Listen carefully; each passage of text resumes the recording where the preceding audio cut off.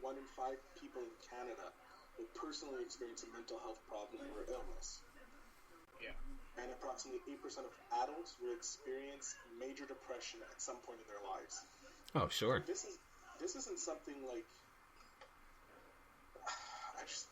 I don't know, guys.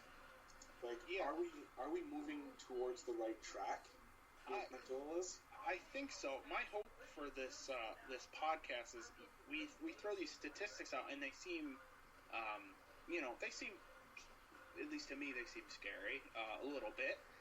Just the amount of people that struggle with it, but also at the same time, it kind of also gives me hope, and I hope it gives some people out there hope that, you'll hear from people, well, you're not alone, but it's the most true statement.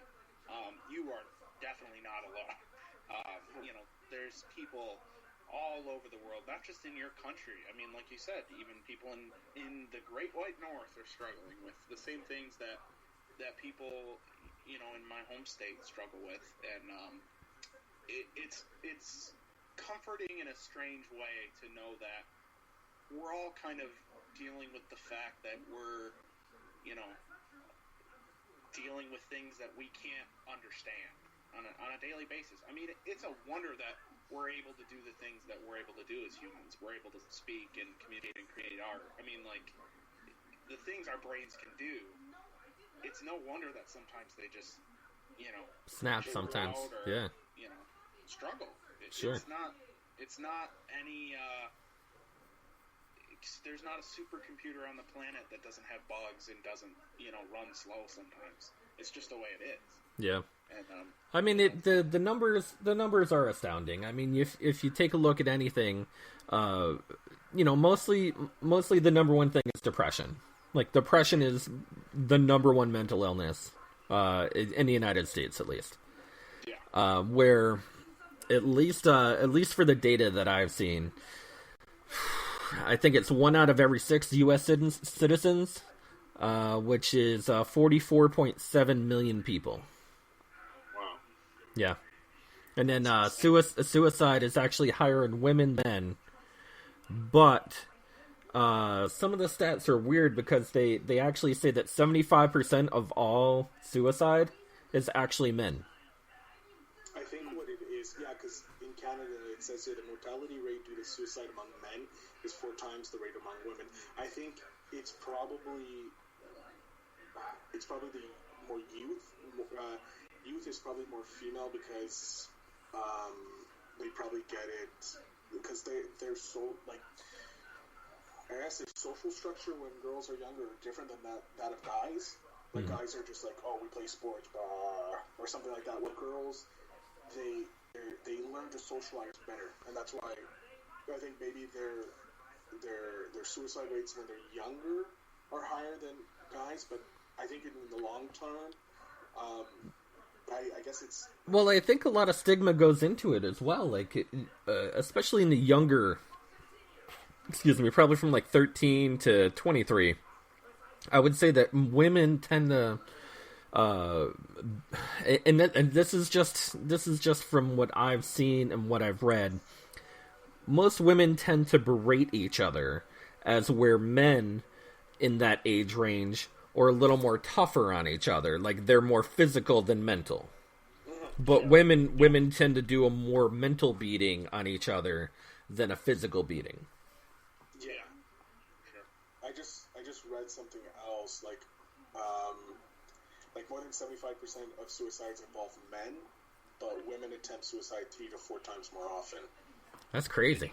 Crazy. Like, we're just better at it? Yeah, we win again! It's horrible. It's like, men get it, like, it's like men get it right the first time. It's probably the only thing men get right the first time. It's probably not the best thing for us to get right the first time. But it's insane that I'm glad that we're doing this we're having this conversation about mental illness, like checking in on everybody, making sure everyone's okay, and letting people know that hey, you're not alone. Yeah, reach out to anyone. I found I know Jacob. We've podcasted together. Tony, we've podcasted together. Kind of know you guys, but you're still technically strangers. That's true. True. Reaching out to anybody, even if it's someone on the internet that you may not know, and you're able just to talk with them, is amazing. It helps so much. Yeah, it really does. Like yesterday, not yesterday, in the first part, I opened up. Like, I hadn't told anybody about what I was dealing with, and it was like just to Stephen and Will, and it's like, oh my god, this is great, because talking to you guys, you know, like, you guys don't have my history. You don't have this already preconceived notion of me from my whole life. You know me for a certain section. So me opening up and bringing all this out, I don't feel that I'm going to be judged in a weird way, because it's like, one, it's like, oh well, if you judge me, whatever, you guys are just strangers on the internet, you know, like. It doesn't affect it's true. It's true.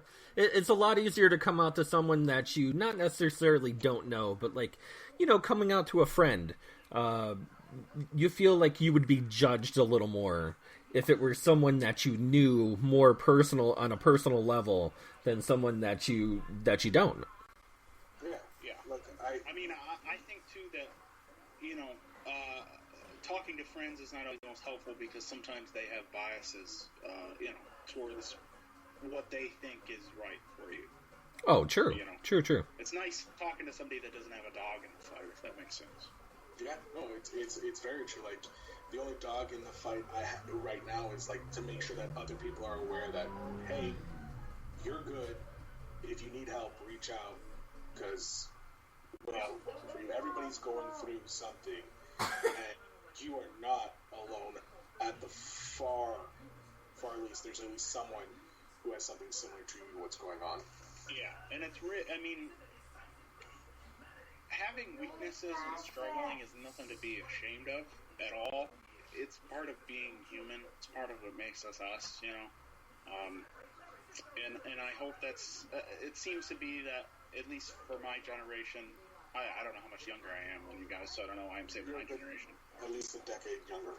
Oh, okay. So my generation.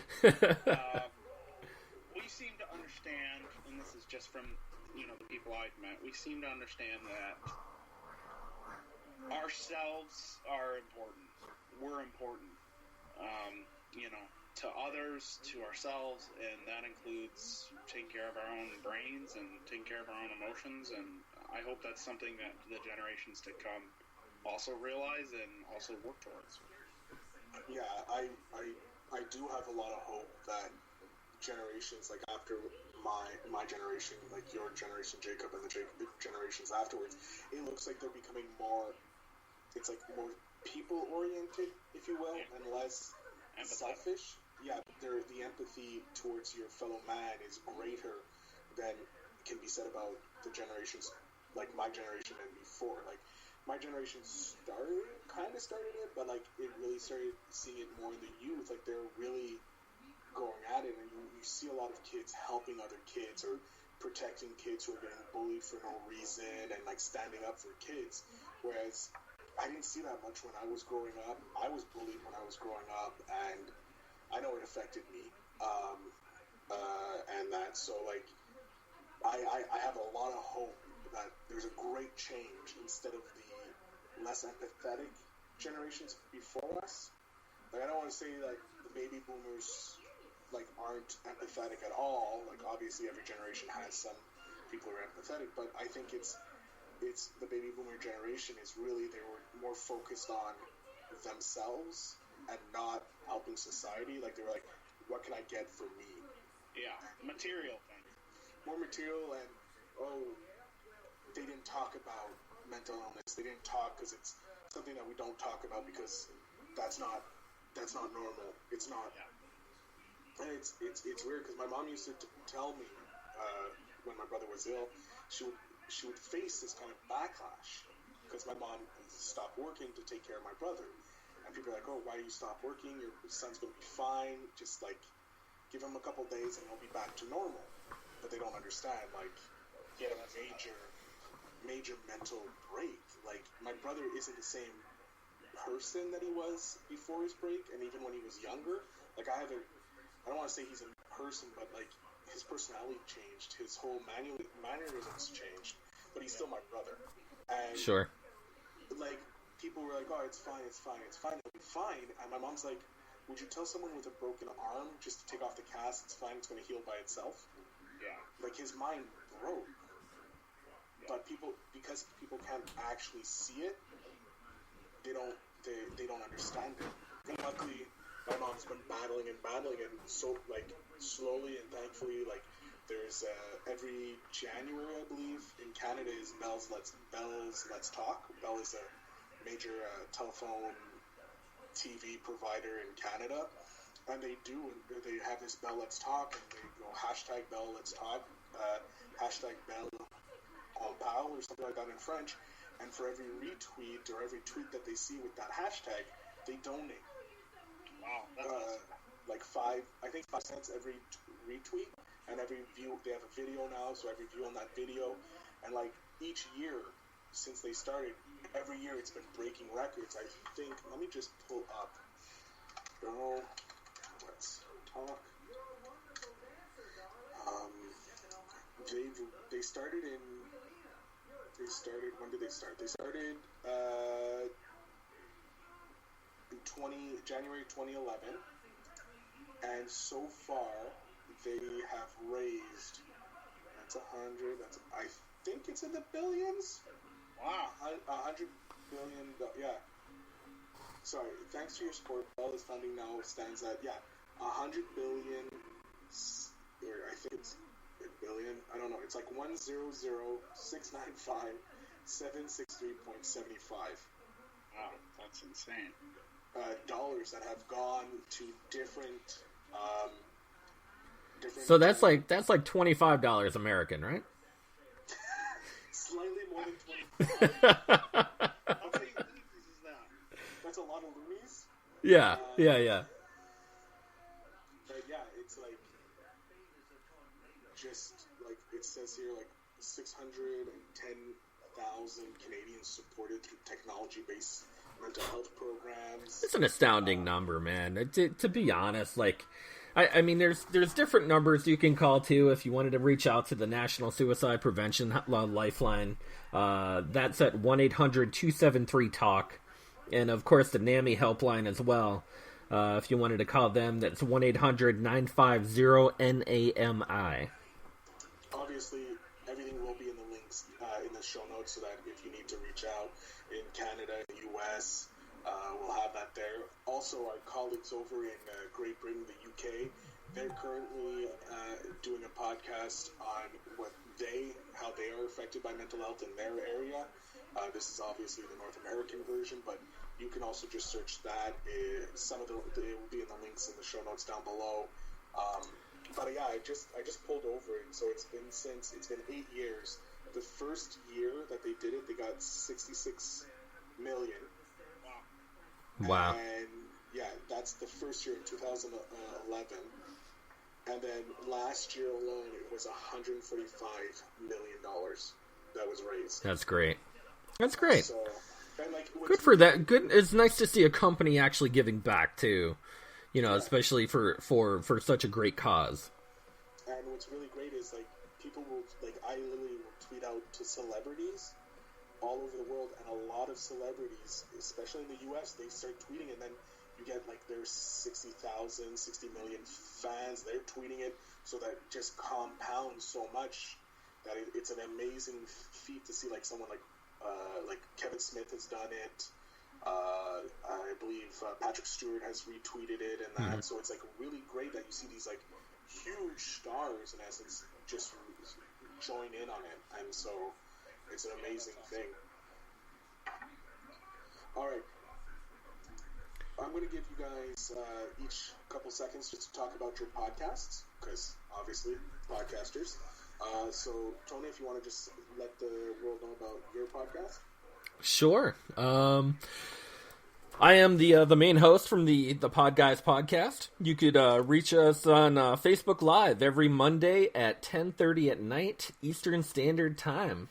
We're on every single streaming service you can imagine: iHeartRadio, Spotify, iTunes, Spreaker, Google Play, YouTube.